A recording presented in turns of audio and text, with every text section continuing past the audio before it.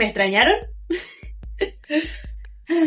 Sí, ya lo sé. Sé que estuve ausente estas últimas semanas. También les había prometido un video proceso sobre mi última escultura que al final no llegó. Pero bueno, le faltaban un montón de cosas a ese video y no quería traerles algo tan flojo como eso. Fue una semana larga también, casi me atropellan, me olvidé mi carpeta con todos mis trabajos universitarios dentro en un restaurante, pero la pude recuperar. También tuve que estudiar muchísimo para un parcial de historia solamente para que al final no aprobara ese examen. Pero bueno, en compensación a mis semanas de ausencia les traigo el muy interesante video de hoy, de algo que quería hacer hace mucho tiempo. Ustedes se preguntarán entonces, ¿de qué se trata el video de hoy? De un chisme de Twitter. Lo sé, es algo que nunca me imaginé hacer en mi carrera, pero fue uno que me llamó bastante la atención.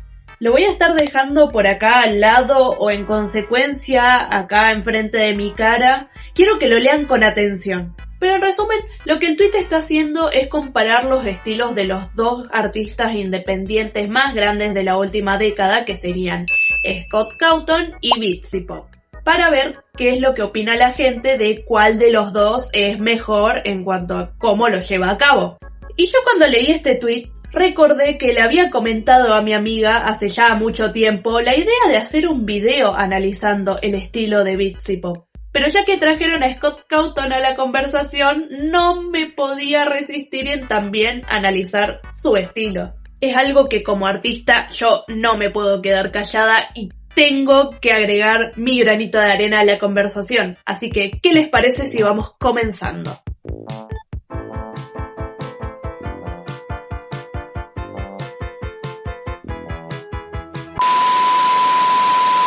Bueno, para comenzar vamos a leer lo que dice el tweet en cuestión. ¿Quién tiene mejores diseños de personajes en todos sus medios? ¿Scott Cawthon o Bitsy Pop? Pelea. Desde ya les voy a ir dando mi humilde opinión de quién se lleva el premio a mejor diseño de personajes de estos dos, y para mí es Scott Cawthon. Pero ustedes se deben estar preguntando ¿cómo llegué yo a esa conclusión? Bueno, eso es lo que vamos a estar viendo en el video de hoy. Voy a estar dividiendo este video en varias pautas que son las fundamentales a tener en cuenta a la hora de diseñar tanto mundos como personajes. Espero que además de que ustedes aprendan algo nuevo, también les sirva mucho y que cada vez que vayan a diseñar algo vuelvan a este video de acá y sigan cada una de estas pautas. Por ahora, vamos a iniciar con la pauta más sencilla.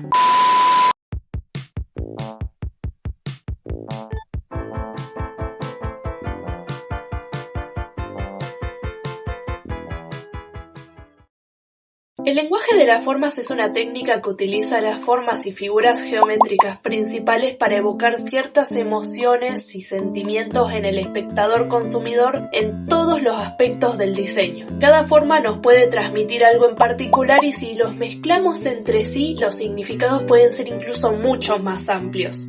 Como por ejemplo, los cubos o cuadrados nos evocan rigidez, firmeza y liderazgo. Por lo general se utilizan líderes, ancianos sabios o figuras paternas.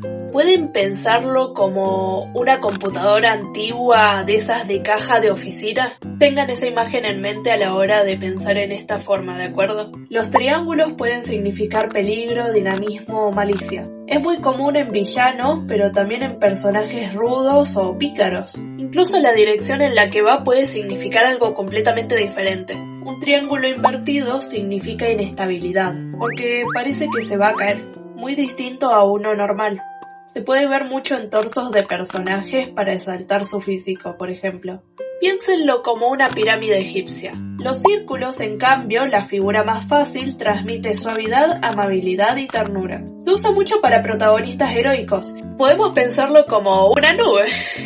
Ahora, ¿qué también aplican nuestros competidores este lenguaje en sus obras? Empezando por Scott, al ser muy realista, su estilo no es muy notable a primera vista, pero hay que prestarle atención. En su videojuego más conocido, que es el que voy a estar tomando de ejemplo para este video, podemos ver una forma que se repite bastante. pues sus animatrónicos principales están compuestos por cuadrados y algunos círculos.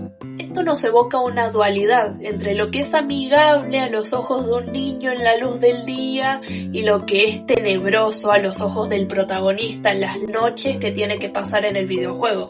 Pero hay algo curioso, porque esta regla se rompe con uno de los integrantes del grupo. ¿Pueden saber quién es? Es uno de los animatrónicos más queridos del primer juego, Foxy. Y esto no es casualidad, porque si se dan cuenta, en su diseño se cambia el círculo por el triángulo, porque Foxy es un pirata, a comparación de sus otros compañeros que son parte de una banda. El color, el diseño, el que esté apartado de sus demás compañeros, todo está hecho en base a la figura del triángulo. Es uno de los diseños más originales y mejor planteados que Scott tiene, por lo menos en el primer juego. Y es por esto mismo que gusta tanto.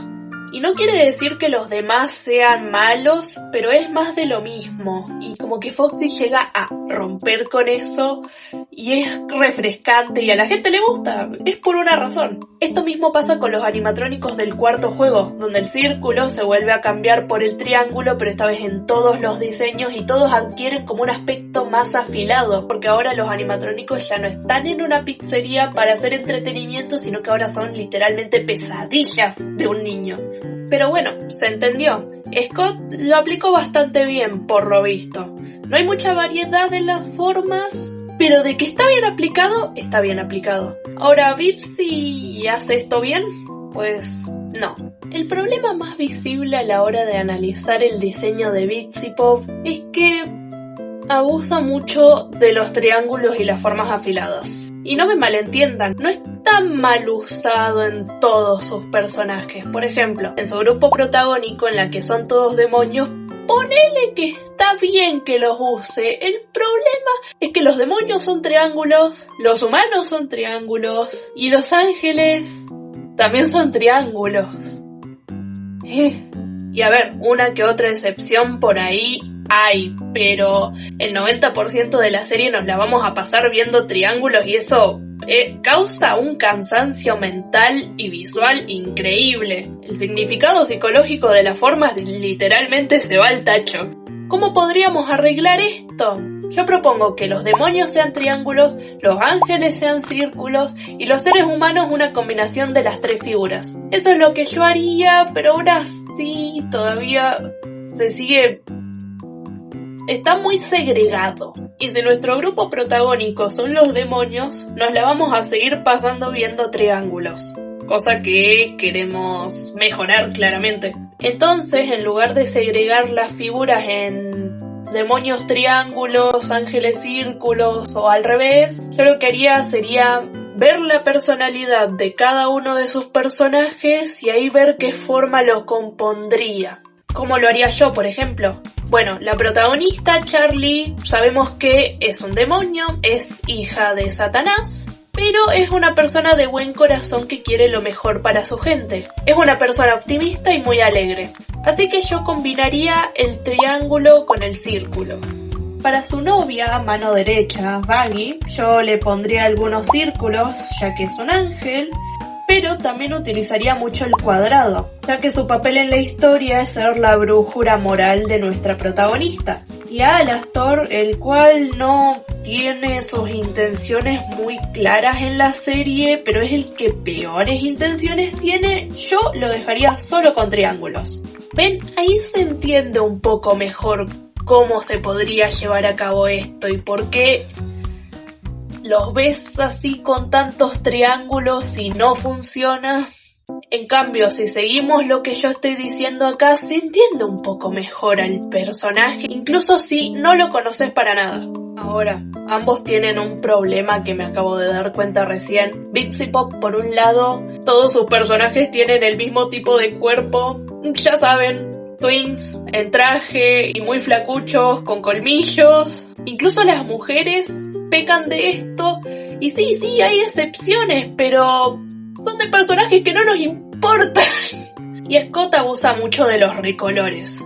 Algunos recolores están muy mal hechos y no sirven para nada. Y no se sabe qué carajos quería hacer Scott con ellos. Otros son icónicos, pero lo icónico no te quita lo flojo porque No sé lo que significan. ¿Qué carajo significan estas cosas? Lo único que quería hacer era ahorrarse tiempo haciendo modelados 3D y ya está. En fin, categoría terminada. Espero que se me haya entendido y vamos con lo siguiente. Esta es una de mis favoritas.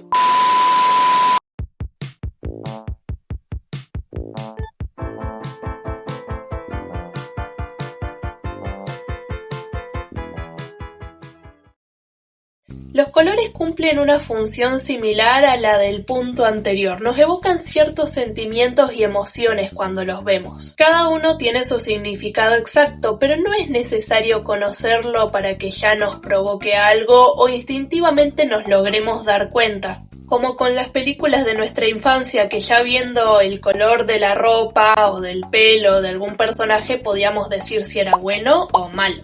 Tomemos como ejemplo el color rojo. ¿A qué nos remite el color rojo? Al fuego. ¿Qué nos recuerda el fuego? Emociones fuertes como la ira. Entonces, un personaje que es muy enojón va a tener como emblema el color rojo. Pero los significados de los colores son incluso muchísimo más amplios. El rojo también puede representar el hambre, porque está comprobado científicamente que estimulan el apetito, ya que el cerebro suele asociarlo con frutas maduras, en contraposición con el verde, que es de frutas inmaduras. Por algo, los dos están en opuestos en el círculo cromático. Y no solo con las frutas no maduras, también se asocian a la podredumbre, entonces es mucho menos apetitoso. ¿Se dan cuenta? Es súper interesante, y justamente por esto también la cadena favorita de todos, McDonald's, tiene como su color el color rojo. Pero no solo esto, el significado también depende mucho del tono de ese color. Por ejemplo, un amarillo más verdoso nos remite a enfermedad, podredumbre o acidez. Mientras tanto, un amarillo más anaranjado nos remite a luz, energía y alegría. Incluso al verano, son los colores del verano y de la playa. Así que, ¿qué también aplican esto nuestros competidores en sus obras? En el primer FNAF, todos los animatrónicos suelen componerse de un color base que es casi que la totalidad de su diseño, con algún que otro detalle en otro color. Ese color principal suele ser el color más característico del animal al que están representando, excepto Bonnie, el cual es azul. Los conejos no son azules, son blancos. Pero esto más que nada es para equilibrar visualmente, ya que si Bonnie no tuviera ese color, nos haría ruido. No me digan que no sería raro ver a Bonnie de color blanco en lugar de su típico color azul. Entonces, con ese color equilibra todo visualmente. Y no parece haber más que esto, ¿verdad? Bueno, Scott hace algo muy interesante con los colores, sobre todo de cierto personaje. Así es. Su villano principal, el hombre morado, William. En términos generales, en todos los juegos de FNAF, este es uno de los mejores conceptos que ha trabajado Scott, y es por algo en particular, que es el manejo de su color. Sabemos bien que este personaje es el mítico asesino despiadado de los restaurantes de Freddy's, pero también fue socio del restaurante y mantiene una fachada como padre de familia. Todas estas características las podemos leer simplemente mirando el color que posee, que es el morado. ¿Por qué? ¿Qué significa el color morado? ¿Qué nos remite? ¿Qué nos hace sentir? Bueno, el morado en su parte más malévola puede representar maldad, engaño, artificialidad, luto, soberbia y arrogancia. O sea, básicamente sería un muy buen color que puede portar un asesino. El morado también significa misterio. ¿Y qué es más misterioso que este personaje en esta saga en particular? Aunque, si somos un poquito observadores, nos daremos cuenta de que William no es el único personaje de color morado en el videojuego. Este también es el color de los shadows, las sombras. Y no solo a sus personajes, sino también a las literales sombras de los personajes, dándonos a entender que ese color morado probablemente lo que quería representar en un inicio era de un hombre que estaba entre las sombras. Pero acá viene lo verdaderamente interesante de este análisis de color, ya que el morado no es el único color que William Afton posee a lo largo de su videojuego. Sabemos bien que todo asesino tiene su fachada, y para mostrarnos la suya utiliza el color amarillo, su opuesto en el círculo cromático, el color del traje de Spring Bonnie. Y es con este mismo que atrae a sus víctimas, una apariencia amigable y totalmente contraria al hombre que la porta. Incluso podemos ver este color en el infame minijuego de Midnight Motorist, donde esta vez William adquiere un color amarillo, mucho antes de ser el monstruo que todos conocemos, o quizás solamente estaba empezando a mostrarse. Y sí, yo soy una gran fanática de Five Nights at Freddy's. Sé muy bien que no todos creen que este de acá sea William Afton, pero hay muchas pruebas que nos dicen que realmente sí es así. Lamentablemente, pero para efectos prácticos de este video realmente me sirve para el análisis. Pero bueno, para ver todas esas cosas váyanse a otro canal, porque este no es un canal de teoría de Five Nights at Freddy's. Yo solamente vengo a analizar el arte que me gusta.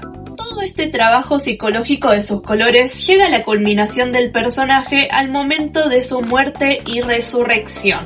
Perseguido por los vestigios de su pasado, William intenta engañarlos una vez más. Solo que esta vez el que está atrapado es él. Los resortes se comprimen, acabando con aquel monstruo, pero también condenándolo a una vida eterna de sufrimiento, y el traje que antes era amarillo se tiñe de su podredumbre y adquiere un tono verdoso, quedando solo su parte monstruosa y podrida. Ahora, ¿Scott utiliza siempre bien los colores en sus videojuegos de esta forma tan magistral? No. Y lamentablemente su punto más débil es el tercer juego, el juego de Springtrap, del asesino. Todos los animatrónicos que antes eran tan coloridos ahora adquieren la misma paleta de colores asquerosas que lo hacen parecer sandías. Y eso que veníamos tan bien, Springtrap era un diseño realmente maravilloso, pero no puedo decir lo mismo de sus compañeros de juego. Es todo muy verde asqueroso, todo verde. O sea, por algo a la gente no le gustó para nada este videojuego. Y esto mismo del color monótono es un problema que a Vipsy le pasa mucho. En Hazbin Hotel todo es de color rojo, pero no, en serio, todo. Según esto es porque cada círculo del infierno tiene un color en particular, y en este en el que estamos, que es el del orgullo, es de color rojo, pero eso solamente aplica para el paisaje. Porque los personajes también son todos rojos, todos se visten de rojo, y ni siquiera es que haya mucha variación en el color. Vean a Alastor, por ejemplo. Está tan saturado de rojo que da asco. Yo le pondría por lo menos algunos detalles en blanco, como su camisa, en lugar de este tono rojo que queda horrible con lo demás. Pero sí, el rojo le queda bien en su personalidad, eso hay que decirlo. Lo mismo pasa con Charlie, la cual es una emprendedora que es hija de Satanás. Pero no puedo decir lo mismo de los otros personajes. Yo solamente dejaría el rojo en el paisaje, sí, por ser el círculo del infierno del orgullo asociado con el rojo, bueno, pero en los demás, ¿estará bien aplicado? Bueno, algunos sí, como por ejemplo el mismo círculo del orgullo que es rojo, está bien. Al de la ira, como ya no le podían poner el color rojo, tuvieron que buscar una variación, que esta vez es el naranja, así que está bien, supongo. El de la gula sinceramente es perfecto, porque además del rojo, el amarillo también es un color que estimula mucho el apetito. Por eso McDonald's es rojo y amarillo. El círculo de la codicia es de color verde, bueno, el color de los dólares, ¿por qué no? El de la lujuria es azul, no le queda, o sea, se supone que el azul es un color que representa tranquilidad, no sé, yo no le pondría el azul. El de la envidia es morado, justamente, no tengo nada que quejarme al respecto aquí, está muy bien. Y por último, el de la pereza es rosa, por alguna razón.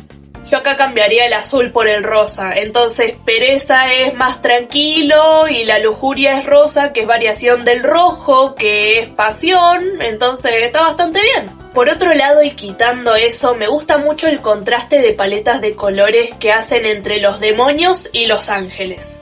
Para los ángeles eligieron el dorado y el lavanda grisáceo, lo cual le da un aura bastante lujosa y angelical. Me gusta.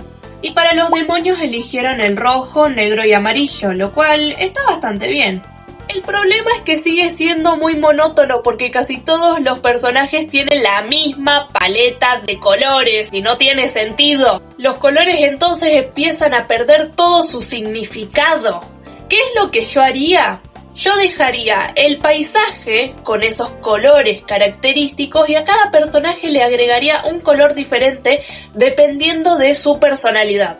Variaría un poco los tonos fríos para los ángeles y a los demonios los llenaría de colores cálidos, tomando en cuenta, claro, su personalidad.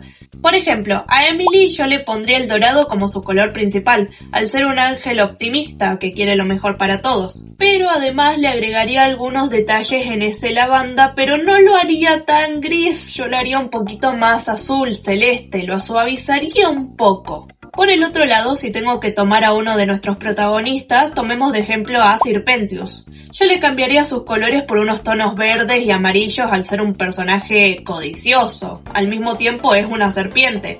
Y otra cosa aparte que yo haría sería sacarle algunos de esos detalles que solamente sobresaturan la imagen y no aportan en nada. Otro problema que yo cambiaría es que todos los colores siempre están muy saturados. Pero esto pasa en todo, tanto en el fondo como en las figuras. Entonces la relación figura-fondo se pierde por completo.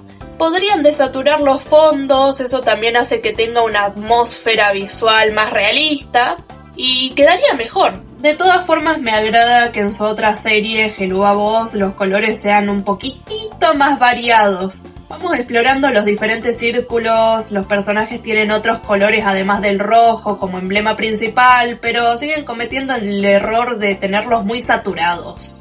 En resumen, Bibsy usa tanto las mismas paletas de colores que pierden todo su significado. Además de cansar visualmente y cuando quiere utilizar otros colores no lo hace completamente bien. Pero ojo, Scott tampoco se queda atrás con el terrible desastre de FNAF 3. Pero bueno, por algo a nadie le gusta ese videojuego. Así que podemos pasar al siguiente tema.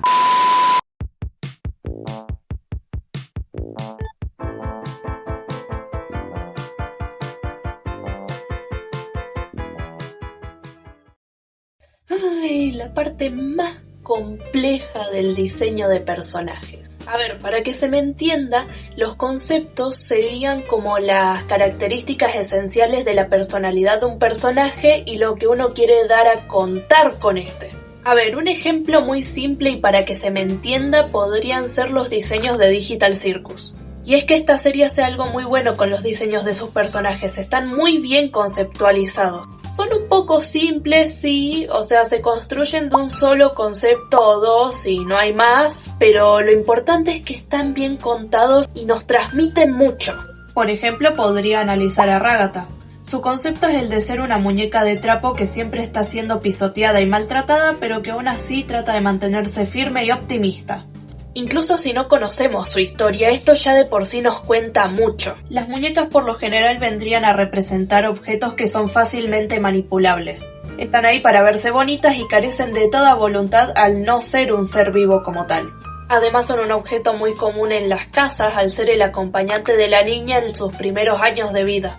Más adelante se nos cuenta que pese a ser de familia rica y de campo, era una chica muy maltratada principalmente por su madre, la que también ponía muchas expectativas sobre ella. O sea, básicamente todo encaja. Incluso si lo que se nos dice de estos personajes es poco y nada, se han sacado un montón de teorías nada más analizando los diseños. Eso es un buen diseño, que el diseño hable por sí solo. Que cuenten, que tengan algo más para decir incluso si la misma serie no lo dice. La clave está en que los conceptos sean bien aplicados y no tiene que tener solamente uno, pueden ser miles de conceptos en un solo personaje.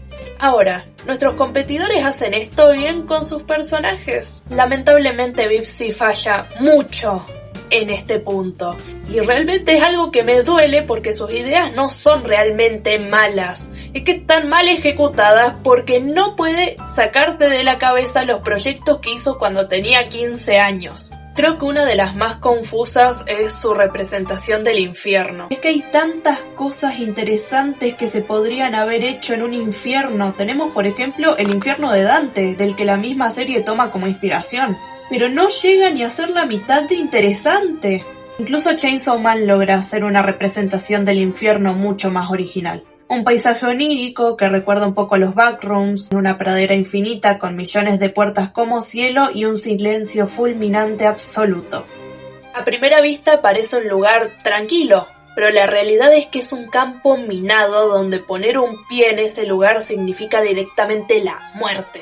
Sea lo que sea que hayas escuchado, probablemente ya te escuchó y ya te cortó la cabeza. El detalle de las puertas no es menor ni hecho al azar. En Chainsaw Man las puertas son un simbolismo de esos demonios internos que nos acechan día tras día. Son inseguridades, miedos o nuestra peor cara.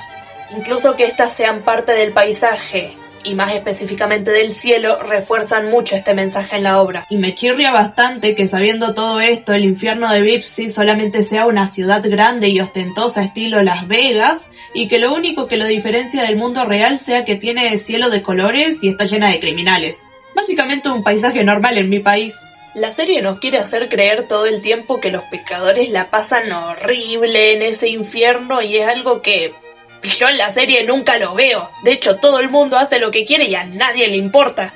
Problemas como que la alta tasa de criminalidad haga que todo el infierno sea un caos ni siquiera es parte de la misma trama. Lo único que hace ver a los pecadores como unos pobres oprimidos es el hecho de que los ángeles bajan cada cierto tiempo para cometer genocidio contra ellos.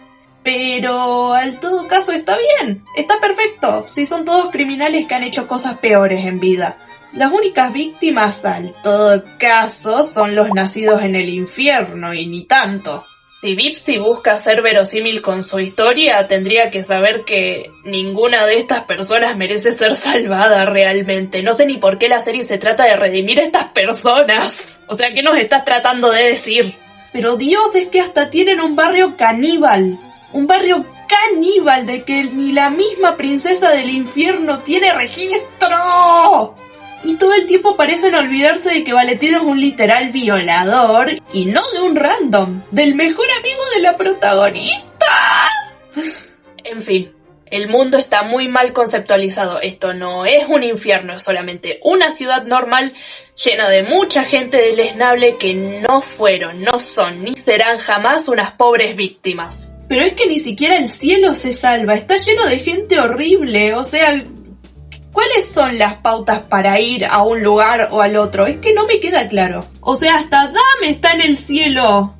¿Cómo arreglamos esto? Fácilmente lo que podrían haber hecho es algo similar a lo que pasa en Arcane. Claro que sí. Eso sí que es un buen contraste entre las clases más acomodadas y las clases bajas. Lo mejor es que no tratan ni a uno ni al otro como si fueran pobres víctimas. Todos son victimarios y víctimas al mismo tiempo. Ahora quiero que veamos un poco los conceptos de los personajes por separados. Como el video se está haciendo un poco largo, voy a tomar sus dos diseños más criticados de sus dos series principales para que todo sea mucho más fácil de explicar. Alastor y Belzebú. Estos diseños en particular a mí me chirrean bastante solamente por lo mal trabajados que están sus conceptos. Para explicar mi problema, yo les voy a hacer una pregunta simple a mis espectadores que nunca hayan visto Hazbin. Como mi amiga, por ejemplo, que va a estar dando su opinión acá, por cierto. Y yo les pregunto, ¿qué animal se supone que son estos dos? Porque sí, se supone que representan un animal en específico. ¿Me van a saber responder? Y yo diría que, el segundo para mí está basado en un zorro. Por las orejas, la forma de la nariz, no sé. Para mí es un zorro, y el primero no tengo idea, supongo que igual un zorro, pero diferente porque me parece es como más similar a un humano, entonces la verdad es que no sé. Bien, mi amiga comprobó mi punto. Y es que esto no es cosa del estilo. Se supone que si entendés bien lo que querés hacer con el diseño del personaje, vas a saberlo representar bien. No es posible que hasta los fans hagan mejores versiones del original y mucho más legibles, porque se supone que Alastor, por ejemplo, es un ciervo. Sí, un ciervo, ni más ni menos. No es un lobo, no es un zorro, es un ciervo. El único detalle de ciervo que puede poseer este diseño son sus pequeñísimas astas que son notables solamente a veces, pero de ahí no tienen nada más. Y es acá cuando yo me pregunto, ¿y por qué no mejor lo dejaban como un lobo o un zorro? De hecho, no estaría mal. Los lobos representan peligro, engaño, traición, más específicamente la cristiana, y malicia. Los zorros más o menos parecidos, falsedad, traición, engaño, egoísmo y manipulación. O sea, vas con el personaje. Pero no. no lo quiso hacer así. ¿Por qué? No tengo ni idea. Probablemente por el capricho de que quería que Alastor sea un Wendigo. Sí, al parecer también es un Wendigo. No sé, es solamente un capricho y nada más. Y hablando de caprichos, Belzebú. Belzebú es de su otra serie y vendría siendo básicamente el pecado de la gula. A este demonio siempre se lo relacionó con moscas, que representan insalubridad, acumulación, exceso, impureza y maldad. ¿Me quieren explicar entonces por qué le hicieron una abeja? El insecto más noble que hay, que se supone que simbolizan unión, laboriosidad, prosperidad y dulzura. Pero no es eso solo lo que está mal implementado, Bipsy aclaró que los 7 pecados en su serie vendrían a ser como integrantes de un circo. En este caso, Belzebú es como una domadora de bestias. Pero no se ve en ningún lado. Parece más una integrante de K-pop promedio que una domadora de bestias. ¿Dónde se supone que tengo que ver eso? Quizás esto se deba a que la que le da voz es Keisha, pero eso no arregla nada realmente. También utiliza conceptos como las lámparas de lava, que se supone que está en su estómago, como para justificar que esté flaca pese a ser el pecado de la gula. Ya saben, por esto de que la lava lo consume todo o algo así. Pero es un diseño tan sobrecargado de elementos que no aportan nada que este detalle se pierde. A ver, ¿cómo lo arreglaría yo? Yo me concentraría en el detalle de que su estómago es una lámpara de lava, la volvería una mosca, apagaría un poco los colores que están hasta alrededor para dejar todos los colores en lo que sería su estómago y siento que así se arreglaría bastante en lugar de que todo esté súper saturado y sobresaturado de elementos que no aportan nada. Pero ya me alargué bastante y hay que seguir analizando a Scott y voy a tomar uno de sus mejores elementos, pero que lamentablemente también está arruinado, pero sigue siendo mejor que el de la Bitsy. Springtrap. Este diseño es lejos el mejor trabajado de Scott porque viene de la mano de su asesino principal, William Afton. Incluso muchos estamos de acuerdo en que está al nivel de los grandes del slasher. Para empezar, algo que hace mucho mejor es que claramente sabemos bien qué animal está representando, el cual es el conejo. Pero, ¿por qué el asesino más despiadado de la saga es un conejo? Es muy común en el arte utilizar el conejo como un símbolo de violencia. Al ser visto como criaturas inocentes, ponerlos en un entorno perturbador causa shock en el espectador. Y no solo lo vemos en FNAF, es una metáfora muy usada estos días. William es un asesino, no irracional. En su cabeza todo va a tener un fin más grande, la búsqueda de la inmortalidad. Ya que sí, uno de los mayores miedos de William es la muerte. Y todas sus acciones van a ser movidas por ese sentimiento. Sin embargo, gracias a los libros sabemos que sí disfrutaba del daño que cometía, jugueteando con sus víctimas como si fuera un presentador de un show, muy parecido a sus viejos momentos de gloria junto a su socio. Finalmente, al momento de su deceso, perseguido por los espectros de sus víctimas, William Afton muere. Pero algo pasa. Sus experimentos funcionan. Y en su lugar nace Springtrap, quedando solamente el verdadero yo putrefacto de William. Es muy poético quedar atrapado en el mismo traje con el que cometió sus crueles actos. Lejos de ser una prisión, Springtrap es todo lo que William siempre quiso ser, un ser inmortal e imponente. Incluso su jumpscare, muy malo por cierto, demuestra esto muy bien. Nos muestra que hay una persona sádica y sobre todo metódica ahí adentro, en comparación a sus agresivos pares. Y hasta ahí todo se entiende bastante bien. Lamentablemente, Scott lo terminó arruinando, haciendo que en FNAF 6 adquiriera una apariencia de cabezota gigante como Jimmy Neutron. Y se perdió todo, además de que William Afton no hizo nada en este videojuego, pero absolutamente nada. Pero sigue siendo una muy buena idea en papel que estuvo a punto de sobresalir para caerse de lleno al piso. Algo que bueno, los diseños de la Bipsy nunca pudieron hacer. Pero no significa que todos sus diseños sean malos. Hay que aceptarlo, entre los mejores yo podría destacar algunos como estos. Su principal problema es no haber madurado en sus ideas. Eso hizo que se quedara muy atrás. Por algo, Helluva, una serie posterior, hizo mejor el trabajo del diseño de personajes y de mundo. Al mismo tiempo, peca de no arriesgarse lo suficiente, haciendo que todos los personajes tengan el mismo tipo de cuerpo o sean demasiado parecidos entre sí, no pudiendo aplicar de forma correcta todas estas pautas que están acá, algo que Scott en mayor o menor medida sí logró hacer.